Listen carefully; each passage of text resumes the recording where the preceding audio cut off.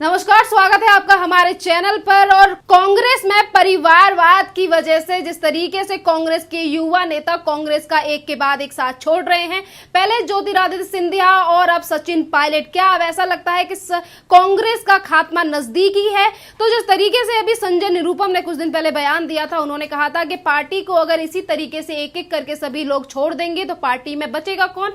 तो इसी पर और भी ज्यादा चर्चा करने के लिए हमारे साथ मौजूद हैं राजनीतिक विशेषज्ञ पवन त्यागी जी। बहुत बहुत धन्यवाद है सर आपका हमसे जुड़ने के लिए। सर, जो एक के बाद एक युवा नेता कांग्रेस को छोड़ते चले जा रहे हैं, पहले ज्योतिरादित्य सिंधिया ने मार्च में कांग्रेस को छोड़ दिया था और बीजेपी को ज्वाइन कर लिया, और अब बारी आ गई है सचिन पायलट की। जिस तरीके से उन्होंने गहलोत सरकार के खिलाफ हल्ला बोला और उन्होंने कहा कि पहले गहलोत सरकार में अशोक गहलोत ही रहने चाहिए या फिर मैं ही रहना चाहिए, तो जिस तरीके से उन्होंने अपने आप को साइड कर लिया है कांग्रेस से, क्या कहना चाहेंगे आप इस पे? देखिए, सचिन पायलट के बारे में कांग्रेस में ही अंदर से एक आरोप लगाकर और अफवाह फैलाई गई कि भारतीय जनता पार्टी के साथ मिलकर सचिन पायलट सरकार गिराने की साजिश कर रहे हैं। रणजीत सुरजेवाला ने बाकायदा प्रेस कॉन्फ्रेंस में ये कहा, जब उनसे ये सवाल पूछा गया कि आपने अपने ही डिप्टी सीएम जैसे रैंक के व्यक्ति के ऊपर देशद्रोह का मुकदमा दर्ज क्यों किया जिससे सचिन पायलट नाराज हैं, तो उन्होंने कहा कि हमें पूरी खबर मिली थी कि सचिन पायलट बीजेपी के साथ मिलकर सरकार गिराने की साजिश कर रहे हैं।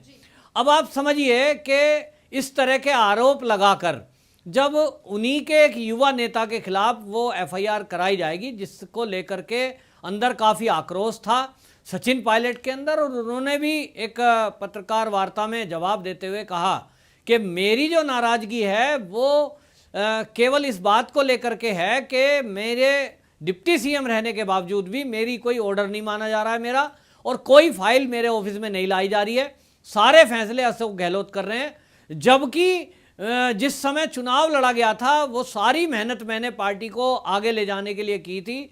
उस समय भी पार्टी के कार्यकर्ताओं की तरफ से और जनता की तरफ से ये मांग उठी थी कि प्रदेश की कमान युवा नेता को सचिन पायलट को दी जाए।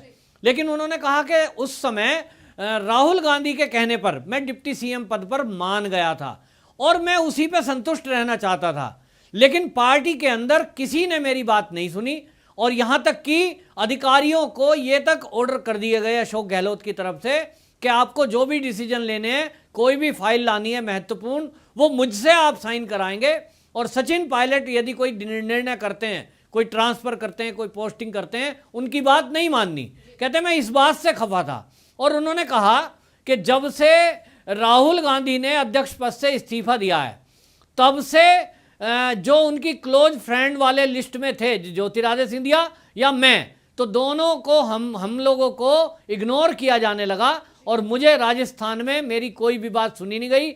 अशोक गहलोत तभी से मुझे इग्नोर कर रहे थे और इसलिए मैं अंदर से खफा था। तो मेरी नाराजगी, पार्टी के हाई कमान मेरी कोई बात नहीं सुन रहा है, यहां जो प्रदेश के मुख्यमंत्री बने बैठे हैं वो कोई निर्णय ठीक से नहीं लेने दे रहे हैं, महत्वपूर्ण फाइलें मेरे ऑफिस में नहीं आ रही हैं, वहीं दूसरी तरफ मंत्री लोग भी मेरी कोई बात नहीं सुन रहे हैं। अब उन्होंने कहा कि जब ये कहते हैं जी मीटिंग में बात करो, लेकिन कह रहे हैं मंत्री और विधायकों की कोई मीटिंग ही नहीं हुई आज तक, तो मैं अपनी बात कहां रखूं? फिर बात बची कि मुख्यमंत्री मेरी बात सुनता नहीं। फिर ऊपर आ गया आला कमान में माने गांधी परिवार, वहां भी अब कोई सुनता नहीं। वहां किसकी सुनवाई है? चाटुकार चापलूसों की सुनवाई है, जिसमें अशोक गहलोत नंबर 1 पे हैं। तो अशोक गहलोत जो कह देते हैं सोनिया गांधी वही मान लेती है, और सोनिया गांधी जो कहती है वही राहुल गांधी उसी बात को मानते हैं। मतलब राहुल गांधी ने अध्यक्ष पद से इस्तीफा क्या दिया, लेकिन उसके बावजूद इस समय कांग्रेस में आला कमान के नाम पर भी जो महत्वपूर्ण निर्णय हो रहे हैं वो सब के सब सोनिया गांधी कर रही है। और सोनिया गांधी के अलावा ना तो प्रियंका ना तो राहुल, आपको अंदर की बात बता दूं जो इस सचिन पायलट की बात से बात निकल के आई है कि वो क्लोज फ्रेंड में हैं राहुल गांधी के, लेकिन राहुल गांधी की भी नहीं चल रही है। राहुल गांधी की अगर चल रही होती तो आज प्रदेश के राजस्थान के मुख्यमंत्री सचिन पायलट ही होते। तो चल किसकी रही है? सोनिया गांधी की। सारे डिसीजन सोनिया गांधी कर रही है, और इसलिए वहां जो है सोनिया गांधी किनके पक्ष में अपना मत रखेगी या किन की चलेगी? जो सोनिया गांधी के चापलूस चाटुकार उनके आसपास रहे हैं। सर यहाँ पर आपने जिस तरीके की बात कही, आपने कहा कि राहुल गांधी की इसमें बात नहीं चल रही, सोनिया गांधी की बात मानी जा रही है। चाहे ज्योतिरादित्य सिंधिया हो, सचिन पायलट हो, जब भी इन्होंने, अब जैसे कि इससे पहले मार्च में जब ज्योतिरादित्य सिंधिया ने उसे छोड़ दिया था, मध्य प्रदेश की सरकार को उन्होंने गिरा दिया था और कांग्रेस से अपने को अलग कर लिया था, तो उन्होंने भी यही सेम बात कही थी कि पार्टी में सम्मान नहीं होता, पार्टी में सुनी नहीं जाती। और इसी तरीके की बात सचिन पायलट ने भी कही है कि हमारी बातें सुनी नहीं जाती, हमें सम्मान नहीं मिलता पार्टी में। पर इसके बावजूद भी जिस तरीके की आपसी कला सामने आ रही है कांग्रेस में, कि कांग्रेस में किस तरीके का व्यवहार चलता है, सिर्फ परिवारवाद और चाटुकारों की सुनी जाती है, पर उसके बावजूद भी बीजेपी पर नाम लगाते हैं और ये कहते हैं कि बीजेपी हमारी पार्टी को अस्थिर करने के लिए विधायकों को खरीद रही है, हॉर्स राइडिंग कर रही है। देखिए, अगर बीजेपी खरीदने में आती, बीजेपी केंद्र में है और ये कांग्रेस ही कहती है कि इनके पास बहुत पैसा है जी, तो अगर पैसा है तो अभी तक तो खरीद लिए होते, जो भी लालच दे सकते थे वो दे देते, केंद्र की राजनीति में ले आते, लेकिन ऐसा नहीं हुआ।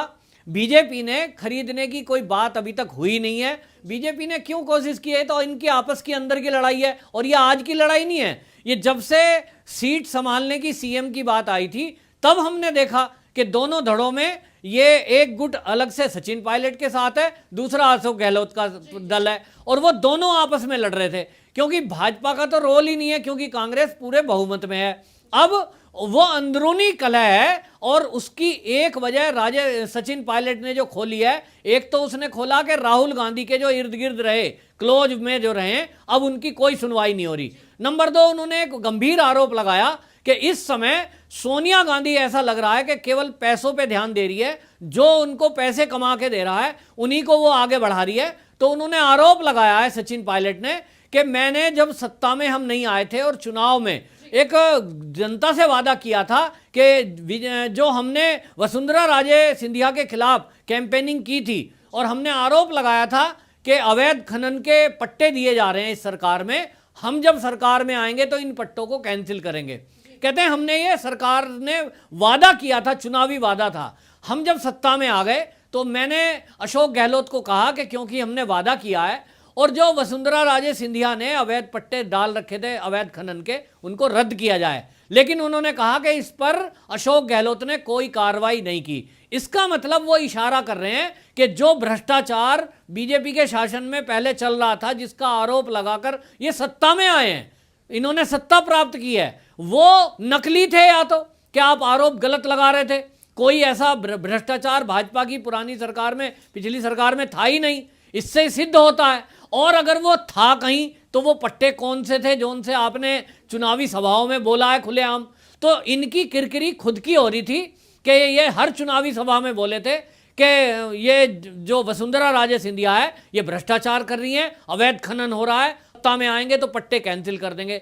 कोई पट्टे जारी नहीं हुए थे, वो कैंसिल भी नहीं हुए, और इसलिए ये अपमानित महसूस कर रहे थे कि ये भ्रष्टाचार के मामले में भी कहीं ना कहीं सरकार सुन नहीं रही है उनकी, और इसलिए अंदरूनी कलह है। अब आप देखिए, बीजेपी ज्वाइन करने की बात पर उन्होंने स्पष्ट कर दिया है कि मैं भाजपा ज्वाइन नहीं कर रहा हूं। तब क्या करने जा रहा हूं? तो भाजपा ज्वाइन करने नहीं जा रहा हूं, केवल और केवल एक बात होगी, जो विधायक इनके पास हैं, ये फ्लोर टेस्ट की मांग होगी भाजपा की तरफ से, जो कि हो चुकी है। और फ्लोर टेस्ट में अभी क्यों कहा है? क्योंकि आप देखिए, महाराष्ट्र के अंदर एक बुरा अनुभव बीजेपी का आया कि उन्होंने अजीत पवार पे इसी तरह भरोसा कर लिया था। अजीत पवार ने कहा था कि मेरे पास पूरा बहुमत है और अब आप देवेंद्र फडणवीस शपथ ले लीजिए। गुपचुप रात के 12 बजे शपथ दिला दी गई उनके बिहाफ पे, लेकिन हुआ क्या कि बाद में बहुमत का आंकड़ा नहीं था। तो पूरे भारत में ये अपमान का कारण बना भाजपा जैसी पार्टी के लिए, और इसलिए भाजपा फूंक फूंक पर कदम रख रही है। और भाजपा ने तय कर लिया है कि पहले बहुमत सिद्ध हो, पहले दिखाई दे कि इनके पास विधायक हैं, तब कहीं कोई समझौते की बात करेंगे, तब कहीं पार्टी ज्वाइन कराने की बात करेंगे। इस बात पे क्या कहना चाहोगे आप कि जब सचिन पायलट ने ये कहा और अशोक गहलोत के खिलाफ उन्होंने मोर्चा खोल लिया, उन्होंने कहा कि अशोक गहलोत को उन्हें हटाना है या फिर मुझे या फिर इन्हें रख लीजिए, तो इसके बाद सचिन पायलट को प्रदेश अध्यक्ष पद से भी हटा दिया जाता है, डिप्टी सीएम के पद से भी हटा दिया जाता है, और इसके बाद जब सुरजेवाला से पूछा जाता है कि अब आपने सचिन पायलट को उनके पदों से हटा दिया, तो उसके बाद ये बोलते हैं कि सचिन पायलट को उनके पद से हटाना हमारे लिए कोई खुशी की बात नहीं है, क्योंकि हमारे साथ वो काफी टाइम से थे, पर 6 महीने से जो उनका व्यवहार था वो अच्छा नहीं था, इसीलिए हमने उठाया। और आज गहलोत ये कह रहे हैं सचिन पायलट हॉर्स राइडिंग करते थे, खरीद फरोख्त करते थे, इसीलिए हमने उन्हें उठाया है। देखिए, ये तो उन्होंने आरोप लगाया है। क्योंकि इनको ये लग गया था कि सांसदों के अंदर असंतोष है, उनके काम नहीं हो रहे हैं। जो वादे उन्होंने जनता से किए थे चुनाव में, जैसे कि किसानों का लोन माफ करने का वादा किया था, वो किया ही नहीं। तो जो वादे नहीं किए हैं उन्होंने पूरे, इसकी वजह से जनता में आक्रोश है। विधायक अपने एरिया में नहीं जा पा रहे हैं, पब्लिक उनको पकड़ करके पूछ रही है कि भाई तुमने वादे किए थे, उस वादों का क्या हुआ। और इसलिए ये जो है असंतोष इनके अंदर था, उस असंतोष के चलते ये सब जो है परेशान हो रहे थे अंदर अंदर। अब ये किसी पे आरोप लगाएं, भाजपा पे आरोप लगाएं, ये इनके अंदर की बात है। और ये जो है खरीद फरोख्त की बात करके 6 महीने पहले से जो बात कर रहे हैं, ये केवल इनको खतरा हो गया कि अब तुम्हारी सरकार ना गिर जाए, तो इन्होंने एक तैयारी की कि क्या जवाब दें और कैसे रोकें। तो ये अपने प्रशासन का इस्तेमाल कर रहे हैं, कानून का डर दिखा रहे हैं। उन एमएलओ के जो इनके विरोध में इनको जाते दिखाई दिए, उनको लालच दे रहे हैं कि तुम्हें हम मंत्री बना देंगे, तुम्हें मनमर्जी का बोर्ड का अध्यक्ष बना दिया जाएगा। और इन्होंने ये अशोक गहलोत ने बचने की कवायद में एफआईआर तक करा दी है। कई विधायकों की शिकायत है कि उनके ऊपर जो है पुलिस का शिकंजा बिठाया गया है, फोन टेप हो रहे हैं उनके।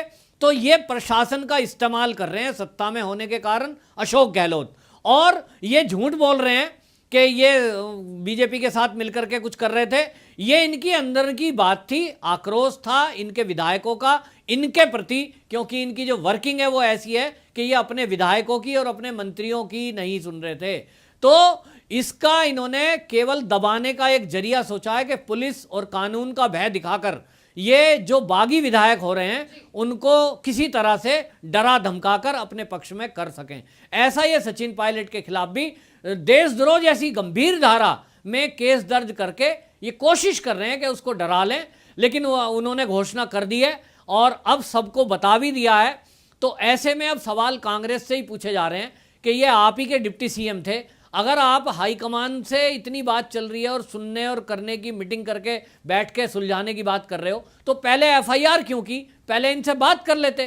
तो इन्होंने एफआईआर की, ये बताता है कि ये वास्तव में आरोप लगा रहे हैं। ऐसा कोई भी बीजेपी की तरफ से आज तक कोई कदम नहीं है। अब ये अपने कर्मों से यहां से जाएंगे, जैसा कि मध्य प्रदेश में आपने देखा कि ज्योतिरादित्य सिंधिया वहां भी चाहते तो वो कहते, हॉर्स ट्रेडिंग तो यही है कि वो कहते जी मैं मुख्यमंत्री बनूंगा, लेकिन उनको वहां मुख्यमंत्री नहीं बनाया गया। लेकिन उनके 16 विधायक मंत्री पद की शपथ उनको दिला दी है। ऐसा ही कुछ फॉर्मूला इनके साथ भी यहां राजस्थान में हो सकता है कि इनके दल के विधायकों को मंत्रालय दे दिया जाए, और इनको हो सकता है सचिन पायलट को, मेरा आइडिया ये कहता है कि केंद्र की राजनीति में भाजपा लाने का विचार कर सकती है।